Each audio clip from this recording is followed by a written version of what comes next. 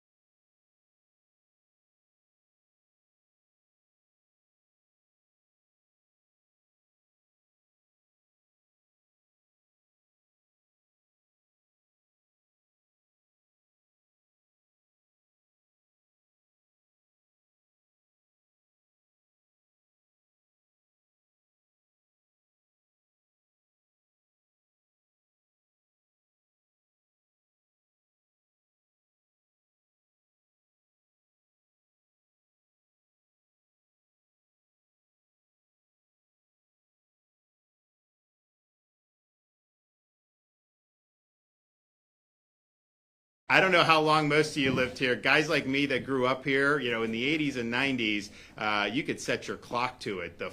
One team from Florida would be competing for a national championship almost every year, and sometimes it was all of them competing. And back in that era, if you had a playoff then, a lot of times the Florida team, who may not have been in the one key bowl game at that time, that Florida team, whether it's FSU, Florida, Miami, they would have ended up winning the playoff back then. I mean, that's just the reality. And so you had so much talent and everything. And so Florida State had one loss last year at the start-off season with a loss. We'll see with Florida. Very difficult schedule, very difficult conference. And then you have the NIL and the transfer and everything like that. It's hard to know what teams are going to be good now, because it used to be, hey, we got the junior quarterback. He's not going pro. He's coming back. This person. Now it's like, who's going to go to the transfer portal? Who are you getting in the transfer portal? And you really don't know, I think, until they start playing. So we're hoping to see some good things. But I mentioned yesterday, we did have from over in Seminole County, our Lake Mary Little League team won the entire Little League World Championship. That's pretty neat. So we're excited about continuing to move the ball forward here in Florida. I did mention some of the things that we've now made number one in. And when I was growing up 20 some years ago, nobody would have said we would be number one in education. Nobody would have said we'd be number one in higher education. We had tourism and we had agriculture, but no one would have said we would be number one in economy by CNBC. That just would not have been something that would have happened. And yet we've been able to do that. And part of it is because we get the policies right. People like Blaze in the legislature have done a great job.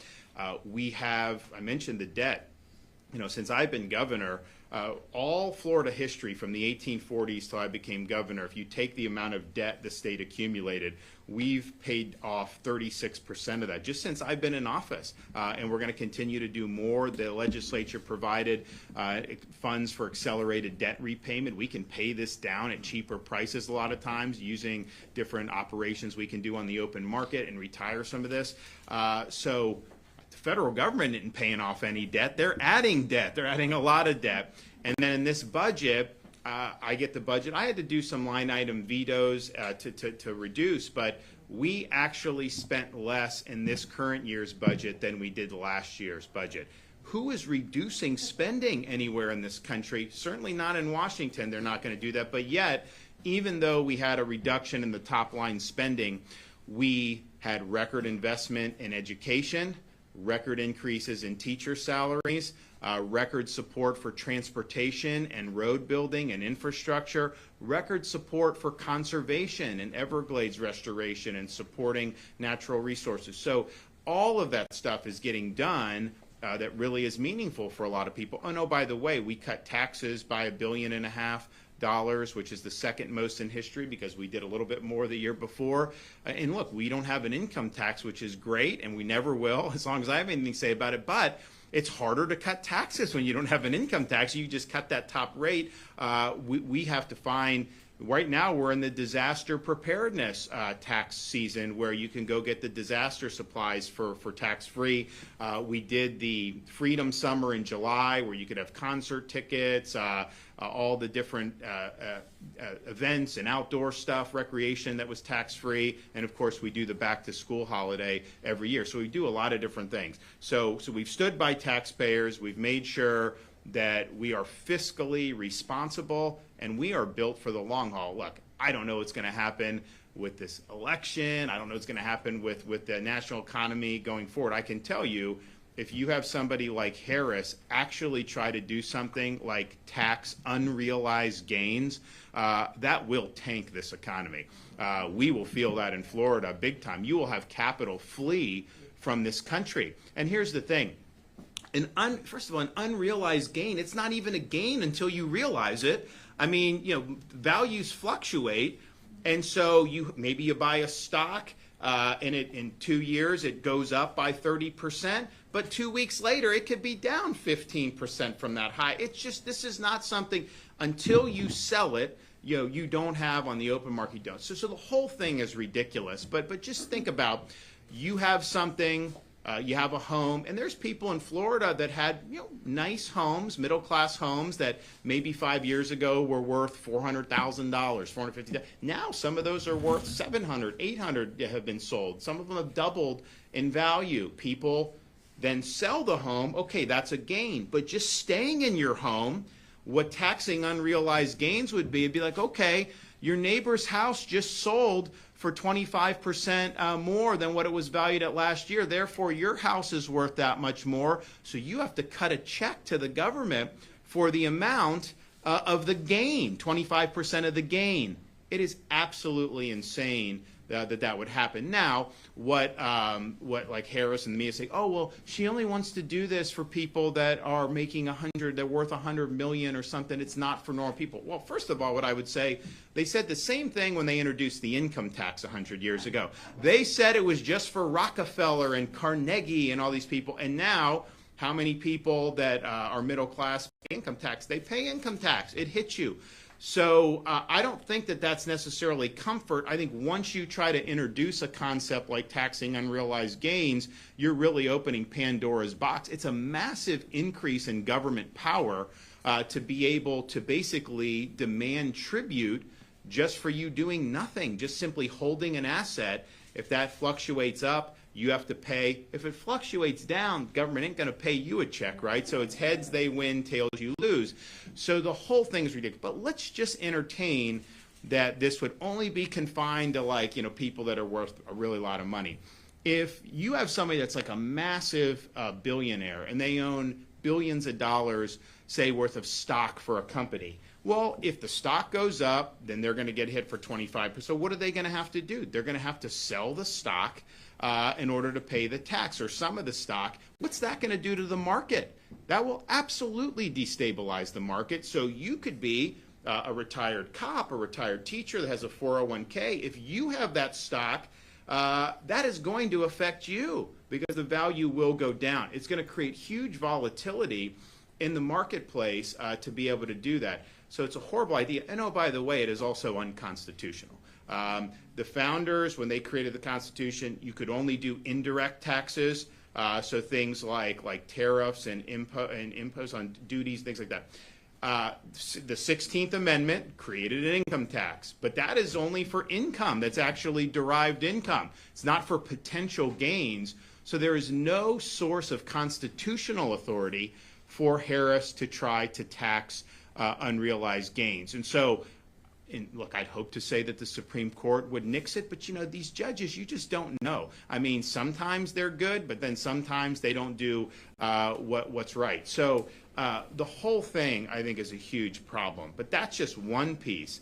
They also want to do capital gains rate at 44.6%, which, again, this is people selling homes. I mean, if you have a home for 20 years and you sell it, the gain is a capital gain. So why should you have to pay half of that to the federal government? It makes no sense. And all this stuff, you've been paying property taxes on that the whole time anyways. So things that have already been taxed to then go and do a huge capital gain tax that's even higher than the income tax, then they'll say, oh, it's only going to be for the wealthy. But again, I don't think that that's true, because I think once government gets its hooks in things, the reality is there's some people that are very, very wealthy. But if you look at where the real money is, like if you taxed 100% every billionaire, you wouldn't even come close to making a dent in the federal budget. I mean, you're talking about you'd be able to get, a couple $100 billion. We're trillions, 34 trillion in debt. The real money for these guys that want is to just take some out of the whole broad middle section of the country, middle class. That's what they would want to do. So I do think it would end up hitting middle class people, but still, it's just really, really bad. And then how much money are they going to spend going forward? Fact of the matter is the inflation was accelerated by Biden stimulus. What Harris voted for at the tie-breaking vote in 2021, and then the so-called Inflation Reduction Act, which was not about reducing inflation. It was about pursuing an agenda regarding climate ideology and kneecapping domestic energy production, which is also very bad. So that's that vision. And so there's a lot of uncertainty out there is the point. But Florida, we have protected ourselves so that if you do have some rough waters, what we have to do, we have this big surplus. If we have revenues go down, because our revenue goes up even while we cut taxes, because Florida's got a lot of economic activity. But if some respects the national economy did bad, if they did policies that hurt us, and say we had some revenue decline, and then you're like, well, what about education? What about roads? What about environmental stewardship? All you do is you move some money from the big surplus and you plug it in, and you're fine. Like, that's literally all you would have to do. No tax increases.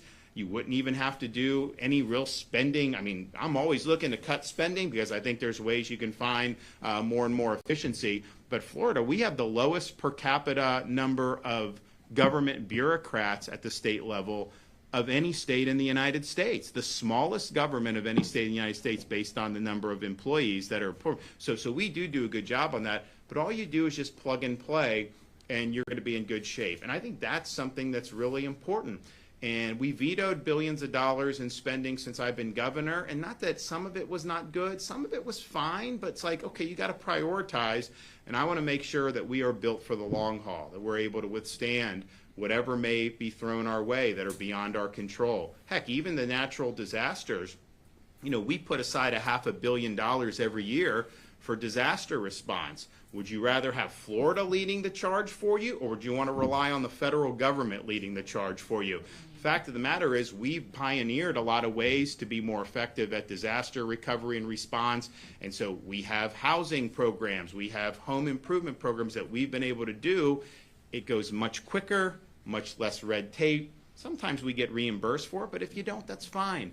We have the ability to do that and to get people back on their feet. So all of those things I think are really, really important, that the state is in really good fiscal shape. There's other states that are functionally bankrupt. They have all these massive unfunded liabilities, massive gaps in their pension system. Some of them are like 40% funded, 45% funded in their whole pension thing. And the thing that gets me is a lot of those areas, they will have like someone be a police officer in like New York City, and a lot of times when they retire and start getting their pension, they move to Florida and spend the money here. So they're not even getting the bang for the buck. We end up getting the bang for the buck as a result of that. So we're in really good situation. Now, we've also had, since I've become governor, we've been #1 in new business formations across the United States every single year since 2019. So Florida is a place where people want to start businesses, and it's not easy to do businesses. Most new businesses don't succeed, but I think we've made it so that it's an inviting environment for people. Of course, we have the highest credit rating you could have, AAA, which is not always true with the federal government, and I think people really in almost every part of Florida understands intuitively, without even me telling you, we are #1 in domestic in-migration. People fleeing from some of these other states. Florida's the place where people are looking for brighter horizons. I always tell people, I'm not asking for people to move to the state. There are other governors that will beg people to move to their states like they need. I'm not doing that. We've got a lot of great people. We've got a lot of great stuff. You know, businesses that move here, a lot of times they're doing it organically. It used to be we'd have to go around the country years ago and try to persuade. Now people are persuaded already and they're doing it. So, you know, we have a lot of folks that want to move here. Now there's challenges with that too, but I do think it is a testament to the fact that in a free country, people that can vote with their feet, they're choosing Florida over any other state in terms of the net in migration. We also are, if you look at our economic growth, 2019 when I became governor till the present, the whole U.S. economy has grown at 11% total. Our GDP has grown 22% here in the state of Florida. We've almost doubled economic growth throughout the rest of the country. We have also added jobs in 49 of the last 51 months since May of 2020, obviously with the COVID interruption that we had briefly. And our private sector job growth rate has exceeded the nation as a whole for 40 consecutive months. So we're out kicking our coverage. We're doing better than the nation as a whole. We still feel the effects of these policies that we've seen out of Washington, but we've worked really hard to be able to mitigate. I mean, for example, our budget is $115 billion, $116 billion, somewhere in there. To put that in perspective, New York State has fewer people than we do now, and their budget's twice the size of Florida's budget. But what are they spending it on? Are their roads better than ours? No way. Are their schools better? No. Are their services more efficient? I don't know. If you needed a driver's license, would you rather do it in New York, or would you rather try to get your license in Florida? I mean, Florida would be better. Unless you're an illegal alien, then you're better off in New York getting it because we won't give you one, and they probably would put you up in a hotel and give you a bunch of benefits, but that's neither here nor there.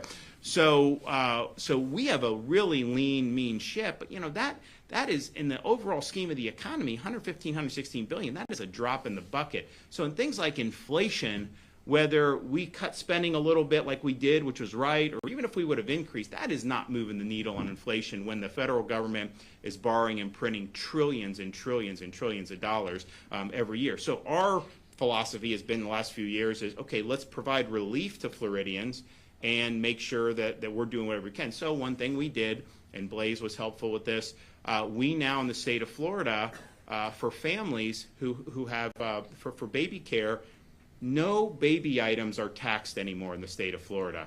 Diapers, wipes, cribs, strollers, anything involving baby, you get tax-free. So if you think about that, over the period of how many years where they're in diapers, where they're doing this, all this stuff adds up. I mean, I can tell you, I mean, we're 7, 6, and 4 now. We've been through a lot of diapers. It's expensive.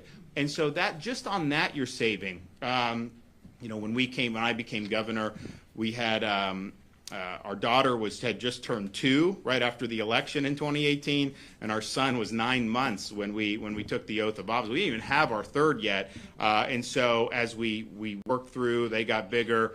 And so when we did the tax-free baby items, our youngest was basically just getting out of diapers. And I remember when we did the bill signing, I signed it. Everyone was happy. When I went home, you know, I told the first lady, yeah, you know, we just did tax-free for all baby items to help families, you know, navigate the cost. And she just looked at me and said, why didn't you do that the first year you were governor? Well, we didn't have Biden inflation then, but nevertheless, people are saving. So we're working really hard to be able to do that, and I think it's something that's really important. Final thing I'll say before I get to the announcement is on education. We have the most affordable state university system in America for Florida residents. You know how much tuition has increased in the state of Florida at our state university since I've been governor? Zero. Not one penny of increase for tuition for Florida residents. Are you able to say that about universities in other parts of the country? I don't think so. Certainly, there's no private universities you'd be able to say that. So you're going, the average tuition is about $6,300 for Florida residents. Our top students who have good scores, they get 100% of tuition paid for with Bright Futures. And then one rung below that, we have the 75% scholarships that you do that. And we fully funded that in the budget again. We had some people in the legislature a few years ago. We're going after Bright Future, something that we're going to keep that. It's important. People utilize it. It's also important to keep good students in Florida. We're competing with some of these. They just did a ranking. University of Florida ranked really high. Did you see that one, number 4? And then Wall Street Journal did one last year. They ranked University of Florida the top public university in America, which is a huge thing. So having and we're also been very clear about what the missions of our universities are. The missions of the universities should not be indoctrination of students. It should not be imposing ideology. It should be pursuing truth, teaching our students to be able to think for themselves, and ultimately preparing all of our students to be citizens of our republic. So we embrace the Western tradition. We think that's been a lost art across higher education around the country. And so we have things like at the University of Florida, we have this Hamilton Center, where you have all these scholars that have been recruited, and this is going to end up being the premier center for the study of the Western tradition anywhere in the country. And it may already be, but it will be very soon if it's not. And so, as a parent, our mission at the university is not to undo what you've done for 18 years in terms of the values and what you've done with your kids, but to give them a good foundation for them to be able to be productive citizens and to think for themselves. And that has a lot of attractiveness to folks nowadays, because we're really putting a premium on academic rigor rather than ideological fads. And so many of these other universities have gone in this direction. And that's why you see things like Columbia University with what has happened at these campuses. Like, I don't know if it's going to flare up again now that, the northern schools aren't back in school yet. They usually get in back after Labor Day. But are you going to have more Hamas protests going around? Are they going to take the janitor hostage like they did at Columbia? Are they going to burn things down? Are they going to deface buildings? Are they going to do that? If they do it, I don't think any of those universities hold them accountable. In Florida, if you do that, you will be held accountable. We're making sure of that. The inmates don't get to run the asylum. Honestly, it's a privilege to be a student at one of these universities. You don't have a right to just conduct yourself in ways that are violating the rules of the community. And for too long, there was never any accountability. I think a sense of entitlement developed among so many students. So we have that. It's affordable, and you're able to do, which I think is just something that's really, really big. So I'm very proud of that. But, and I always say this, as proud as you are of some of these rankings, as proud as you are seeing more people wanting to apply out of state, and you do know that we do have for good students out of state, if they have certain test scores, they can qualify for in-state tuition based on their grandparents' residency in Florida. So we've done that, and we've helped a lot of students out of state who have roots in Florida. And I think our goal is, if you're a really good student, we'll entice you to come, and then we'll keep you in Florida. So you do that. But I always say a 4-year brick and ivy university is not the only way to be successful in this country. It's not even the best way for many people. So we've worked really hard at workforce education. We set a goal in 2019 to be the #1 state in workforce education by 2030. We're getting there. We're getting there. And we've done a huge increase in apprenticeships, huge increase in really tangible programs at our state college, throughout our state college system, but even working with the high schools. And we now, in this most recent budget, we actually have programs in middle school for vocational education. It used to be everybody would do vocational. Then they said, no, everyone's got to go to college. And that was kind of what people were saying for 20, 25 years. Well, what that's led to is that led to a lot of people go deep into debt at some of these universities, not even end up graduating, but then if they do graduate, the degree's in something like zombie studies, and so what does that end up doing? It's not, and then they end up working a job they could have at high school. So we want that pathway for people. Look, if you want to be a doctor, if you want to do certain, yes, do that. But there are a lot of great pathways where you can do very well financially if you have some of these concrete skills. So we've done everything from artificial intelligence, we've done things with aircraft mechanics, we've done things with commercial drivers, like the truck drivers, to produce more truck drivers, and it's really, really good. So one of the things we've utilized is this governor's job growth grant fund for workforce education, because I think that you can attract more investment in the state when people know that the state is committed to providing students with the types of tools needed to be able to perform in whatever industry comes our way. And so you have in the Space Coast of Florida, we have high school seniors that will get certified in aviation mechanics, and they can get hired right by Elon Musk's company, right out of high school. That's happened. Make pretty good money doing that. So we're going to continue to do workforce education with Job Growth Grant Fund. Now, today, we're bringing the Job Growth Grant Fund to Citrus County because I think the workforce is important, but there is a need to have the infrastructure that can produce growth in industry.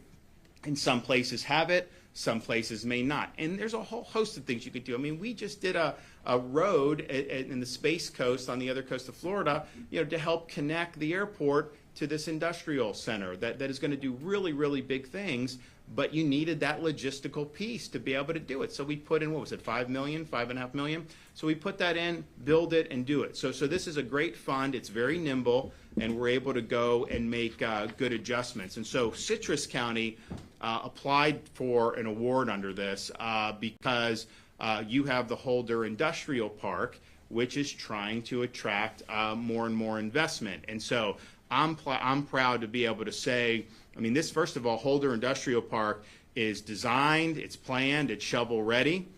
This can be something that could make a really big impact. So we were requested to award $2.8 million through the Job Growth Grant Fund to Citrus County to help with the infrastructure in and around Holder Industrial Park, and I'm pleased to say I am here delivering that $2.8 million to Holder Industrial Park.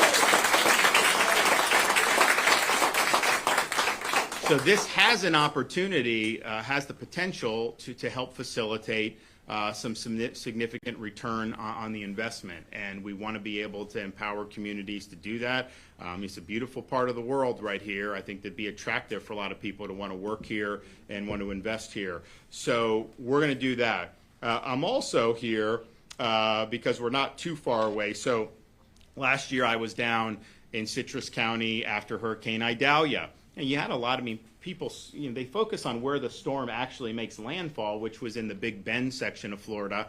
And we actually had Debbie do the same thing this year, almost the same exact track 1 year after that. Not as powerful, but still. But with Debbie, we had flooding in Sarasota and Bradenton, far from where the eye of the storm crossed land. And it's similar when you had the flooding in this area. The eye of the storm did not hit this area. It was 100 to 150 miles, however much north of where it ended up hit, probably about 100 miles. And but yet you had it. And so we were down helping. You had a great response. We provided support. But that Idalia, and we've been doing things to help with Idalia ever since. Well, one of the areas that was kind of ground zero, just to the right of the eye of the storm, was up in Cedar Key. And so we have something called the Rural Infrastructure Grant Program. We are going to be able to award $2.5 million through our Rural Infrastructure Fund to Cedar Key to rehab 6 sewer lift stations within the city limits, which were damaged with Hurricane Idalia. And we're also going to kick in $620,000 to the town of Cross City to perform infrastructure and water quality improvements. And again, that grows out of what's happened in the aftermath of Hurricane Idalia. I think it was, is it tomorrow, the 1 year anniversary? Yeah, so that'll be a year that they've done that. So I think this is exciting what's going to happen in Citrus County. I know we've been helpful on some things in the past. We want to continue to work together at the local and state level to provide infrastructure, workforce training. Look, we're not, I tell people, it's like the state, we're not the ones actually creating the jobs. We're creating an environment so that you can have more manufacturing and more industry, and that ultimately develops. And when you have the infrastructure, you have the workforce, then it's something that you can do very well in. So why don't we present the check? So whoever from Citrus County would like to come up and accept this, we can make it happen. Yes. You too? Okay. Come on. I think Dawn. Dawn, come on, you worked so hard on Holder. And then she. Yeah. All righty. You got it? There we go. Oh, okay, let's move this way. There we go. Heed the warning, don't fall off. All right, we ready?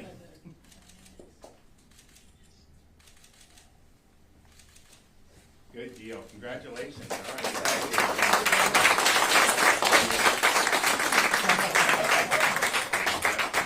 All right, we're going to hear from Alex Kelly, Florida Commerce.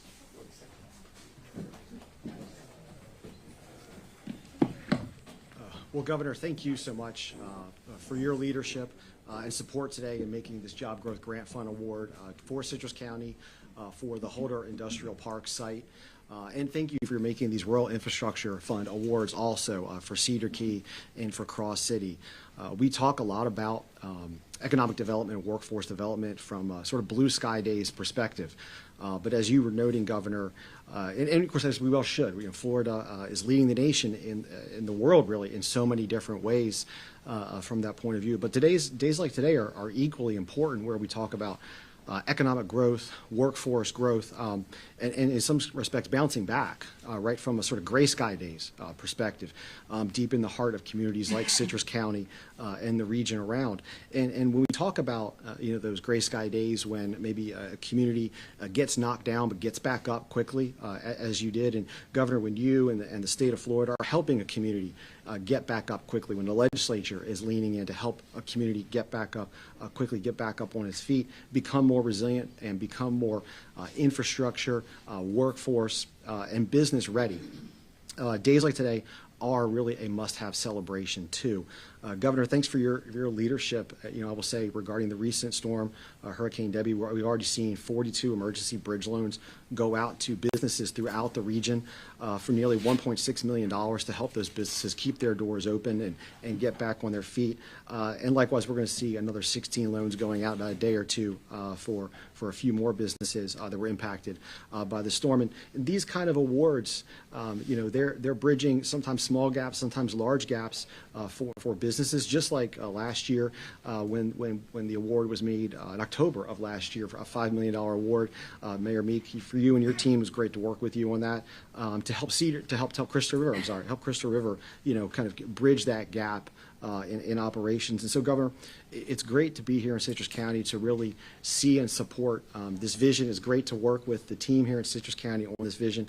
That frankly, it's probably going to change Citrus County and maybe the region for the next 20, 30, who knows, 50 years from an economic resiliency point of view. I mean, it really is a catalytic change, and it really is a big vision. And I actually reflected on this a little bit because I actually used to live in Citrus County for a little bit, a long time ago, 22, 23 years ago. I'm a little older than I look, but I lived here a long time ago, early on in my professional days. And Citrus County is, Governor, you said, is a great place to live. It's a great place to live. But this community needs that injection of high demand, high wage, job growth. It's going to be catalytic for the future of this community, perhaps more so than a lot of other parts of the state. And that's a vision that was brought forward here locally by the team here. And so it's great to be here to support that local vision and really elevate it. We're looking at, directly about 1,000 jobs are going to come out of this. Indirectly, about 2,000 to 3,000 more jobs will come out of this. That's the kind of change that when you think as to how that relates to maybe young people who are growing up here, that is an opportunity to say, I love Citrus County, I want to stay here, and there's going to be a great job here for me to stay here. And that's the same kind of catalytic opportunity that says to moms and dads in Citrus County, when their youngsters are growing a little older and they're getting to that point in life where they're going to make some of those decisions about their education, about their career, that's a peace of mind for moms and dads that says, if their young ones love Citrus County, they're going to have an opportunity to thrive here and stay here. And Governor, thank you again for your support of both the investments in Cedar Key and Cross City as well.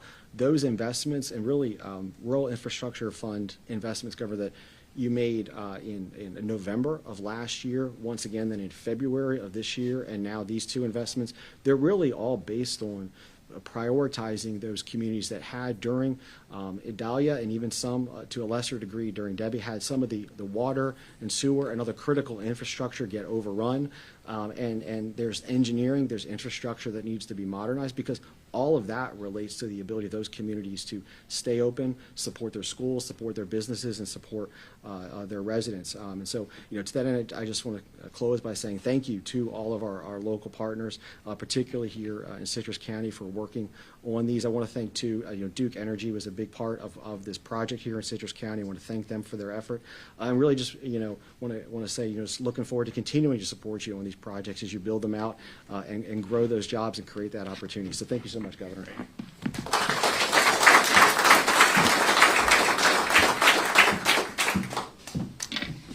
Good morning.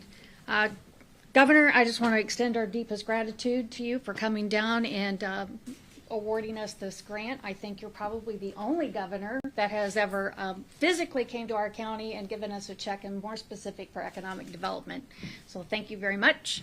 And feel free to drop one off on your way through anytime you like. We'll take it. This truly is a pivotal milestone in economic development journey for our county. And I want to preface this by telling you a little story. And this means a lot to Citrus County. The Great Recession created a decade of economic consequences, which was some of the worst and darkest times of Citrus County. We had massive foreclosures. We laid off 250 of our staff in the county. We lost 600 of our most talented workforce. We spent down our reserves. And to put it in perspective, just this year, our ad valorem tax collections just equalized to 2008. So this little bit of help, this means a lot to Citrus County. We watch every penny we spend. We're very frugal. We do the right things. But the great part about this is that there is what was a dim light at the end of a long tunnel is now certainly getting brighter. It's been said that perseverance is not a long race, it's a mini short race, one after the other. And in short races, over the long haul, relationships matter. And I say that relationships matter because they truly do. I can tell you, Ruaz sitting back here with Duke Energy,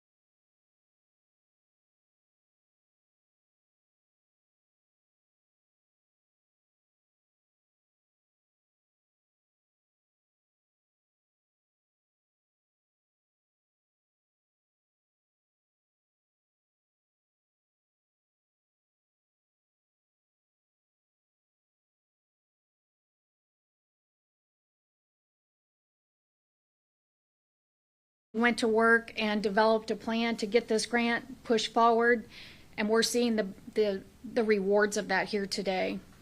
We also have a great team in Tallahassee with our Senator, Blaise Ngolia, Ralph Masulo, who is termed out and leaving, but I am telling you, I'm looking so forward to the next state representative, Mr. Grow in the back. And I know he's going to do great things. I also want to recognize Ken Cheek. He does our utilities. Believe me, he does a lot of work. He keeps us straight. We've been acknowledged for some of the best work in the region on our BMAP. So thank you, Ken. Once again, Governor, I'll end there, but thank you. This is very important to us, and we appreciate whatever you can do for us. Absolutely. Thank you. You sure you want to turn over the mic to me, Gov? Not really. You good? but, yeah. All right. There's a reason why I am the governor's biggest cheerleader, is because I'm such a fan of what this man does. And just speak a couple to what we're seeing here and to what he's done across the state. You know, there are a lot of people, politicians, especially in stark contrast to what you're seeing in D.C. You basically have somebody running on a campaign right now, basically giving free money to everyone, basically trying to buy votes. And that's not how you're supposed to govern. You're supposed to govern by creating the environment when you're incentivizing businesses to go and do it themselves. Governor, I thank you because now we've known each other almost a decade, 6 years as governor. This man is a true believer. He is a true believer that when you create the environment, people will come. He did it during COVID in such a way that people from across the nation all wanted to move into Florida. And he's doing it with business also, not by giving freebies away to businesses. What he's doing is creating the environment where businesses can come and make it easier to open up shop and create economic prosperity, not only for their businesses, but for the surrounding community and the people that they work for. So this is what this job grant does, especially here in Citrus County. But I also want to speak to, you know, where did the money come from? The money came from a pot of money that was appropriated by the legislature because we have that commitment to doing it. This governor has a commitment. But you have to think about, we still have a pot of money there to give out to communities and counties such as Citrus County to foster economic development, but we're still cutting taxes. Heck, as a finance and tax chair, just in the past 2 years, we cut $3.2 billion out of the budget, still putting a bunch of money away, and yet we still have this pot of money and able to do these things. But there's one thing I think that is very, very important for everyone here to know, is that this governor, when he signs the budget, he goes through and he makes sure that we are having the best use of our tax dollars possible. And the governor, quite frankly, could just sign the budget. I know he does it during a press conference, but the governor can just put the budget away, send out a press release and say, hey, look at all the great things that we're doing for Citrus County. Governor just doesn't send out the press releases. He shows up because he wants to see the faces in the communities that he's making an impact on. And that is a big deal. For somebody to actually show up and show everyone how much they care, this governor cares. I know firsthand. Governor, thank you for everything that you do.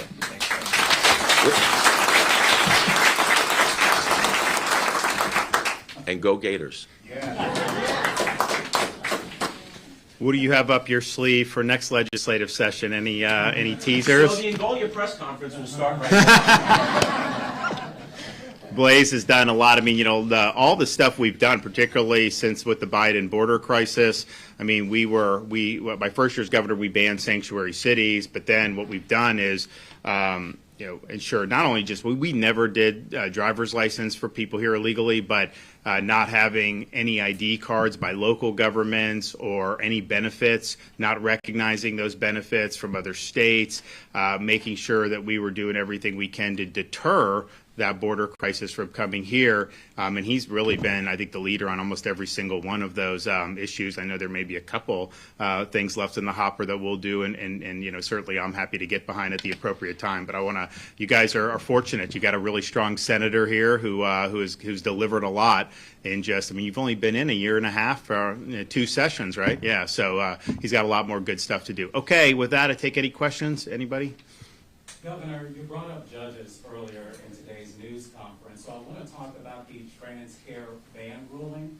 And opponents are saying that that's going to strain the healthcare system and harm patients. What's your response to that, Governor? It is the mutilation of minors that is harming people. It is wrong to do this. You do not take some 14-year-old and pump them with hormone blockers and try to change their sex with an operation. It's wrong. People that have gone through that, so much lasting damage that has happened. It's not based on sound science. And in fact, most of these countries in Europe that are more liberal than the U.S., like Sweden, they have pulled the plug on this. The United Kingdom pulled the plug on this. So what we did is